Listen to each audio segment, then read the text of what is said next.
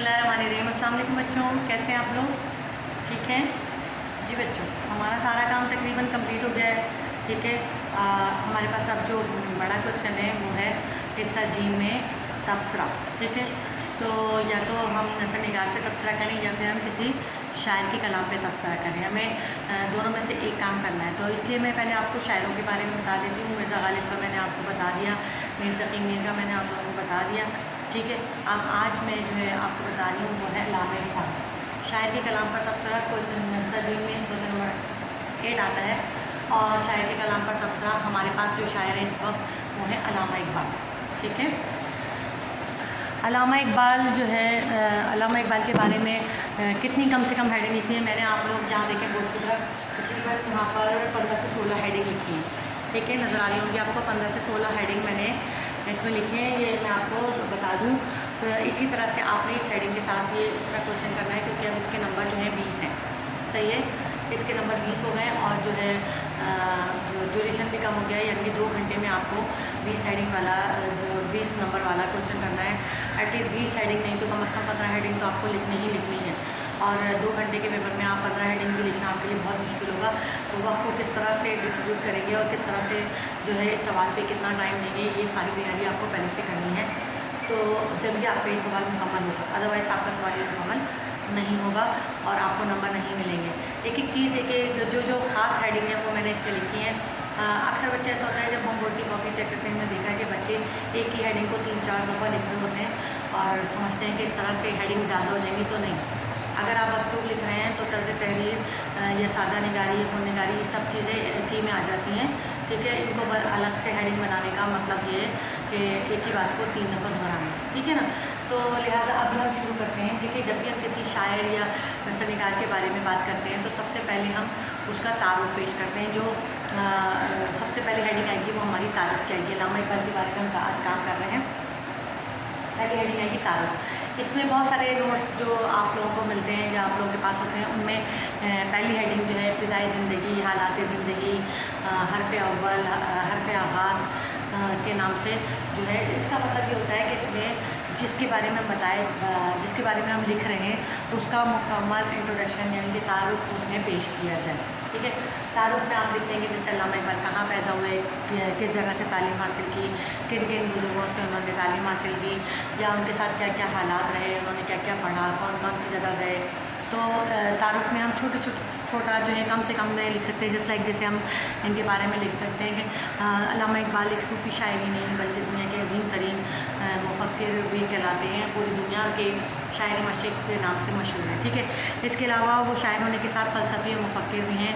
वो कौम के रहनुमा, रहबर, क़िज़्र राह, खुदी के पैगम्बर, हक़ के अलमदार, इश्क़ रसूल से सरशार में ख़ान तसव्वुफ़ में अख़बार भी हैं। जो है इनके कलाम में इनकी कलाम की ख़ुसूसियत जो है, इक़बाल को उर्दू, अरबी, फ़ारसी, अंग्रेज़ी, जर्मनी ज़बान का मुकम्मल दस्तरस हासिल थी। इनका मुताला बहुत वसी था। अदब, फ़लसफ़ा और मंतक़, तारीख़, मज़हब, सियासत, क़ानून, कुरान, हदीस, फ़िक़्ह पर उनकी गहरी नज़र थी। हमें ये बताना है कि अल्लामा इक़बाल जो है क्या क्या पढ़ा और वो किस तरह के राइटर थे, किस तरह की इनकी शायरी थी, किस तरह के वो शायर थे और उन्होंने क्या क्या किस तरह से किस खिदमात हासिल की। जैसे उन्होंने बताया कि अल्लामा इक़बाल की शायरी ही इब्तिदा गज़ल से हुई। गज़ल में वो दाऊद दहलवी से मुतासिर थे। ठीक है, उनसे इस्लाह लेते थे, मगर सही मानों में उनके ज़ौक़ को जो सही राह दी है वो कौन थे? मौलवी मीर हसन, जिन्होंने उनको तालीम दी है। ठीक है, और तालीम तरबियत ने इक़बाल बुलंद कर दिया। अल्लामा जो है प्रोफेसर आर्नल्ड, इनकी ज़िंदगी में प्रोफेसर आर्नल्ड जो थे उनका भी मशहूर किरदार रहा है, और जिससे अल्लामा इक़बाल जो हैं जिनसे अल्लामा इक़बाल ने बहुत कुछ सीखा। ठीक है, इस हेडिंग में हम ये इस तारुफ के प्रोसेस इस तरह से तारुफ देख सकते हैं। अब आता है उनका असलूब यानी उनका तर्ज़ तहरीर, वो किस तरह की तहरीर उनकी थी, वो किस तरह का कलाम लिखा करते थे, क्या चीज़ उनमें ख़ासियत थी, हमें ये बताना है। जैसे अल्लामा इक़बाल का असलूब सबसे जुदा है। ठीक है, इनका कलाम सहल व मुमतना से भरपूर है। मसलन जैसे लाऊं तिनके कहीं से आशियाने के लिए, बिजलियाँ बेताब हों जिनको जलाने के लिए। ठीक है, ये उनका शेर है, हम इस तरह से लिख सकते हैं। وہ جو ہے خودی کے پیغمبر تھے اور وہ اپنا خودی کا پیغام جو ہے لوگوں تک پہنچانا چاہتے تھے۔ تخیلات کی بلندی، پرواز، عربی، فارسی، پرشکل الفاظ، ترکیبیں، تشبیہیں، تلمی، استعارے، رمز پناہیں بہت خوبی سے وہ اپنے اسلوب میں استعمال کرتے تھے، ٹھیک ہے۔ اردو کلام میں فارسی کے اشعار بھی انہوں نے شامل کیے۔ علامہ اقبال کا جو اسلوب تھا وہ بہت آسان تھا، ٹھیک ہے۔ اس کی وجہ یہ لوگ وہ چاہتے تھے کہ تمام جو لوگ ہیں میری جو ہے تحریر کو پڑھیں اور اس کو باقاعدہ سے سمجھ سکیں۔ یہ سب چیزیں ہم ان کے اسلوب میں لکھ سکتے ہیں۔ مقصد یہ ہے کہ کوئی بھی شاعر جو ہے کچھ بھی لکھتا ہے تو اس کا کوئی نہ کوئی مقصد ضرور ہوتا ہے، بلا مقصد کوئی نہیں لکھتا۔ تو علامہ اقبال کی شاعری میں بھی ہمیں بہت سارے مقصد جو ہیں ان کے نظر آتے ہیں۔ جیسے علامہ اقبال نے کہتے ہیں، کہا جاتا ہے کہ انہوں نے شاعری کو گل، بلبل، شمع، پروانہ ان سب سے نکال کر جو ہے ایک نیا اسلوب دیا، ٹھیک ہے۔ انہوں نے لوگوں کو ایک جو ہے مقصد کے تحت جو ہے شاعری کا ایک مقصد خاص انہوں نے کر دیا، جس سے لوگوں کو جو ہے فائدہ ہو۔ صرف شاعری پڑھ کر جو ہے وہ ہوا میں نہ ہو جائے، بلکہ شاعری سے کوئی مقصد حاصل ہو۔ اقبال نے اپنی شاعری میں فضولیات سے پرہیز کیا ہے۔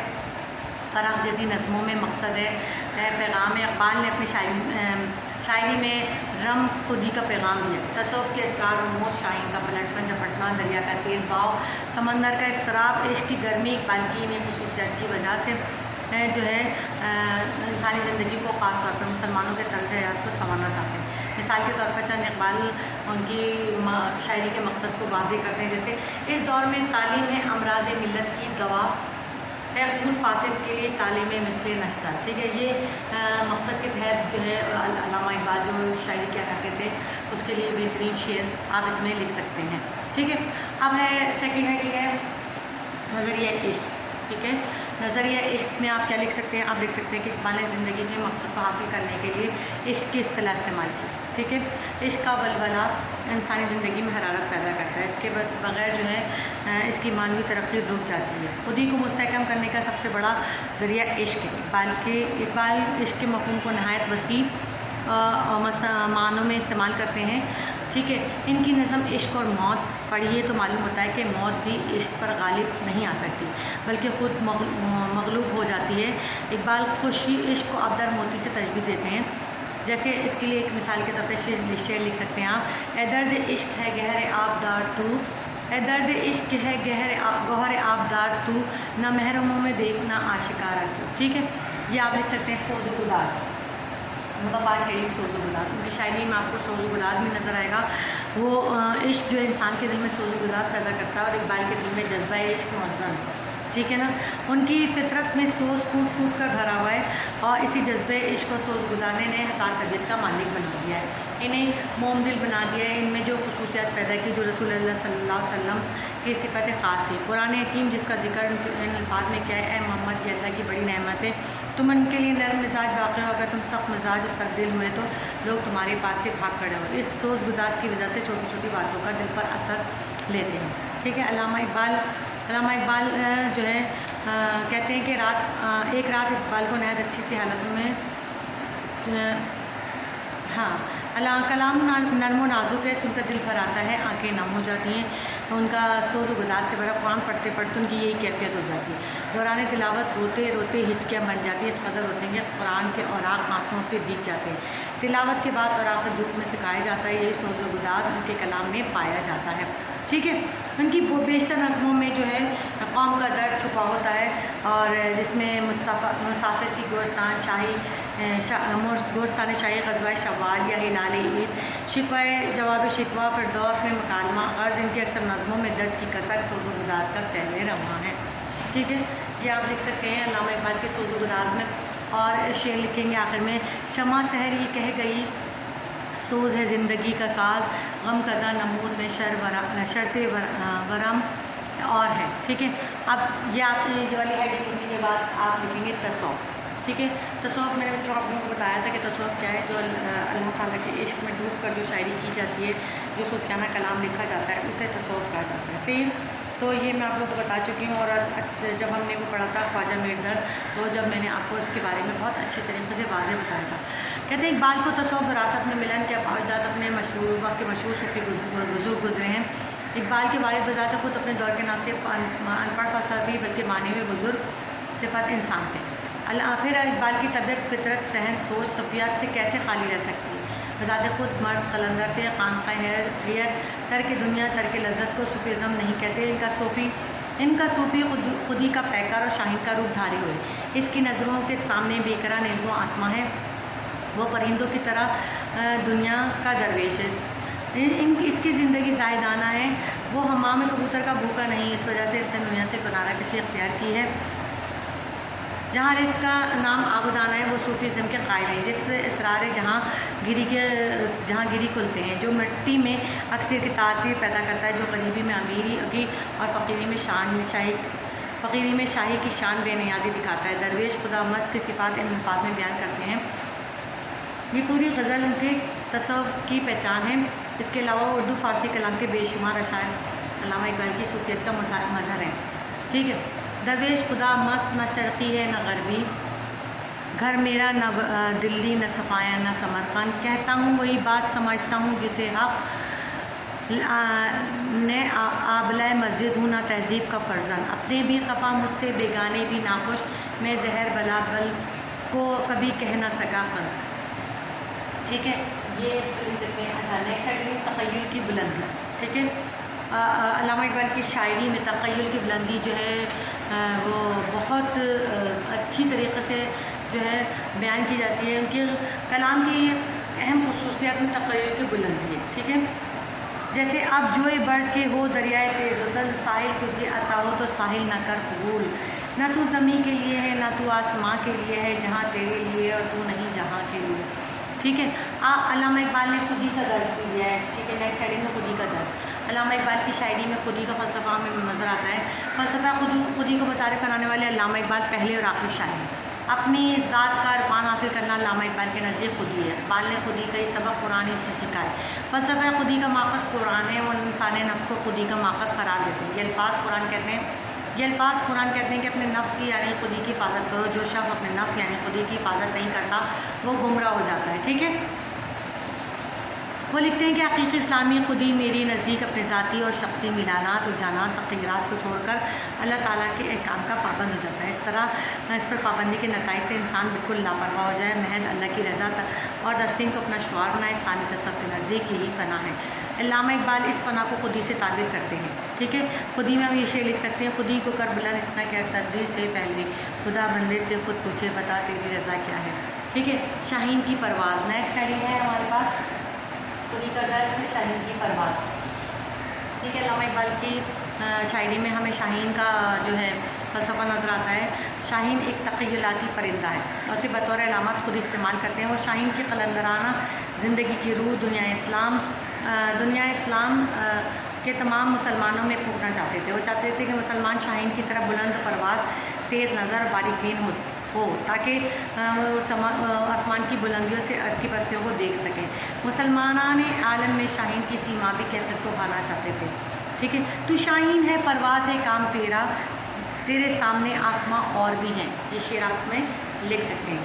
وہ چاہتے ہیں کہ مسلمان کی فطرت شاہین کی فطرت ہو، شاہین کی طرح مرد مجاہد بنے، اپنے دشمن پر شاہین کی طرح جھپٹے پلٹے پلٹ کر جھپٹے، اور مسلمان کو شاہین کی طرح مرد قلندر بنانا چاہتے ہیں۔ اقبال کے نزدیک مرد قلندر شاہین کا دوسرا روپ ہے، دونوں علامتی کردار خودی کا پڑھتوں ہیں۔ ٹھیک ہے، اچھا، ہم اس میں یہ لکھ سکتے ہیں: چپٹنا پلٹ کر جھپٹنا، لہو گرم رکھنے کا ہے ایک بہانہ۔ ٹھیک ہے، اب ہے زندگی کا فلسفہ۔ نیکسٹ ہیڈنگ ہے زندگی کا فلسفہ۔ ٹھیک ہے، علامہ اقبال جو ہے شاعری میں زندگی کو دریائے تیز و تن سے تعبیر کرتے ہیں۔ ان کے نزدیک جہد مسلسل کا دوسرا نام زندگی ہے، جسے وہ عمل پہیم سے تعبیر کرتے ہیں۔ چپٹتے پلٹتے پلٹ کر جھپٹتے زندگی کو سمجھتے ہیں۔ ٹھیک ہے، کہتے ہیں وہی زمانے کی گردش پہ غالب آتا ہے جو ہر نفس سے کرے عمر جادواں، سینے میں اگر نہ ہو دل گرم ہو جاتی ہے زندگی میں خامی۔ ہم یہ لکھ سکتے ہیں اس میں عظمت آدم کا تصور۔ ٹھیک ہے، عظمت آدم یہ بتا سکتے ہیں۔ ٹھیک ہے، ہم اقبال کے یہاں آدم کا تصور بے حد وسیع ہے۔ وہ آدم کو صرف خاک کا پتلا نہیں بلکہ ایک امگی شخصیت کا مالک تصور کرتے ہیں اور اسے خدا کا رازداں کہتے ہیں۔ طلسم بود عدم جس کا نام ہے آدم، خدا کا راز ہے قادر نہیں جس پر سخن۔ وہ کہتے ہیں اگر نہ ہو تجھے الجھن تو کھول کر کہہ دوں وجود حضرت انسان، نہ روح ہے نہ بدن۔ ٹھیک ہے، جو وہ اس میں زندگی کی اس میں آدم انسان आदम एहसान की तारीफ़ करते हुए इस तरह से हम इसके बारे में लिख सकते हैं। फिर है किस्सा इब्लीस, ठीक है, इसमें आप ये लिख सकते हैं किस्सा आदम को रंगीन करने वाला किरदार इब्लीस है। इकबाल ने आदम और इब्लीस के मौज़ूआत को बड़े अछूते और फ़लसफ़ियाने अंदाज में ड्रामाई रंग दिया है। जिब्राईल और इब्लीस की अर्ज़ दाश्त, इब्लीस का फरमान, अपने सियासी फ़र्जंदों के नाम, इब्लीस की मजलिस शूरा, चंद नज़में इकबाल के कलाम की शनाख्त है। इसकी मौजू पर इकबाल के सिवा कोई और कलम नहीं उठा सका। इब्लीस भी इकबाल का लमती किरदार है, उसे ये किरदार अपने इर्द गिर्द मुख्तलिफ रूप में दिखाई देता है। ठीक है, आप इसमें शेर लिख सकते हैं, जमहूर के इब्लीस हैं अरबाब सियासत, बाकी नहीं अब मेरी ज़रूरत है इख्लाक। ठीक है, यहाँ पे ये वाला शेर लिख सकते हैं। अब है अल्लामा इकबाल की तशबीहात व इस्तिआरात, या क्या अल्लामा इकबाल की तशबीहात व इस्तिआरात। इसमें आप लिख सकते हैं कि वो तशबीहों और इस्तिआरात से खूब फ़ायदा उठाते हैं और तशबीहों के लिए ज़रूरी है कि इसका माखज़ करीब तर महसूस हो। ठीक है, इसकी बुनियाद जो है उनकी नज़म जो है जुगनू तशबीहातों की नुदरत पाई जाती है। जुगनू को फूलों की अंजुमन की शमा, आसमान से उड़कर आया हुआ सितारा, महताब की किरण, छत की सल्तनत में दिन का सफ़ीर, महताब की कुबा का तुकमा, सूरज की पैरहन, ये सब चीज़ें जो हैं वो तशबीह में इस्तेमाल होती हैं। ठीक है, इकबाल ने अपने कलात में जहाँ तशबीहात और में नुदरत किया वहाँ इस्तिआरात भी इस्तेमाल किए और उन्होंने फ़नकाराना महारत के साथ अपने कलाम में इस्तिआरें इस्तेमाल की। यानी फिरदौस में एक मुकालमा है कि मैं हाली शेख सादी से कहते हैं, आया है इस अक़ीदों में तनज़्ज़ुल, आया है इससे अक़ीदों में तनज़्ज़ुल, दुनिया ना मिली तायर देंगे दे कर गया परवाह। ठीक है, आप इसमें ये लिख सकते हैं। ठीक, तस्वीर कशी, तब इसके बाद है तस्वीर कशी। इकबाल अपने लफ्ज़ों के ज़रिए ऐसे मंजर खींचते हैं कि आंखों के सामने फिर जाते हैं। वो तख़य्युल के कलमी ब्रश से अपने नज़रों में ऐसा रंग भरते हैं कि आंखों के सामने सारा नज़ारा अपनी तमाम तरह खूबसूरती के साथ आंखों के सामने हकीकत बनकर आ जाता है। मसलन नज़म माले में वो इन अल्फाज में रात की मंजर कशी करते हैं कि लैला शब खोलती है आके जब ज़ुल्फ़े रसा, दामन दिल खींचती है आबशारों की सदा, वो खामोशी शाम की जिस पर तकल्लम हो फिदा, वो दरख्तों पर तफक्कुर का समा हो छाया हुआ, कांपता फिरता है क्या रंगे शफ़क़ रुखसार पर, खुशनुमा लगता है गाज़ाए तेरे रुखसार पर। ठीक है, ये हम लिख सकते हैं इसमें। ठीक है, अब है तस्वीर कशी के बाद तसानीफ़ की हेडिंग। तो अल्लामा इकबाल की जो तसानीफ़ हैं उनके बारे में हम इसमें लिख सकते हैं, जैसे उनकी जितनी भी उन्होंने किताबें और जो मजमूआ कलाम है, बांगी तरह अल्लामा इकबाल का मजमूआ कलाम इशात के एतबार से अल्लामा इकबाल का 5वां मजमूआ कलाम है। इनकी इब्तिदाई शायरी का नुमाइंदगी करता है। अल्लामा इकबाल का ये पहला और उर्दू शेरी मजमूआ है जो सबसे पहले 1924 में शाया होकर मंजर आम पे आया। इस वक्त से लेकर आज तक इसके लाखों एडिशन शाया हो चुके हैं। इस मजमूए कलाम का दिबाचा शेख अब्दुल कादिर बिरस ने लिखा और मुदीर मखज़न ने लिखा है। बाल जिब्राईल, ज़रब कलीम, अरमग़ान इजाज़, ठीक है, ये सारी इनकी किताबों के नाम हैं और इनके बारे में हम जो है थोड़ा सा तफसील से देखें तो ये कंप्लीट हो जाएगा। इकबाल के बारे में मुख्तलिफ मुबस्सिरों नाक़िदों की आरा, नाक़िदीन के आरा जो है आखिरी क्वेश्चन हमारा आखिरी हेडिंग है, इसमें हम लिख सकते हैं शेख अब्दुल कादिर कहते हैं कि ये दावा किया जा सकता है कि उर्दू में आज तक कोई ऐसी किताब बांगे दरा शायर की मौजूद नहीं जिसमें ख़यालात की फरवानियों इस कदर मुतालिब मानी यकजाओं क्यों ना एक सदी के चारों हिस्से के मुतालिक तजुर्बे मुशाहदे का निचोड़ सैर व सयाहत का नतीजा, बाद नज़मों में एक एक शेर ऐसा मिसरा जिस पर एक मुस्तकिल मजमून लिखा जा सकता है। ठीक है, सरदार जाफरी कहते हैं इकबाल हमें इंसान का जो अजीम तस्वर दिया उर्दू अदब के पहले दौर में कहीं नहीं मिलता। ठीक है, डॉक्टर यूसुफ हसन खान लिखते हैं इकबाल हकीकत में शायर है, वो निरे मुफक्किर की तरह मंतक और पाबंदियों को कबूल नहीं करता, इसकी फ़िक्र ने मंतक के बजाय शेर की ज़बान इख्तियार की है। ठीक है, इस तरह जब तक हम जो है नाक़िदीन के आरा नहीं लिखें बच्चों, जब तक ये सवाल कंप्लीट नहीं होता, एटलीस्ट हमें 15 हेडिंग के साथ और 16वीं हेडिंग में नाक़िदीन के आरा लिखने के बाद ये क्वेश्चन हमारा कंप्लीट होगा।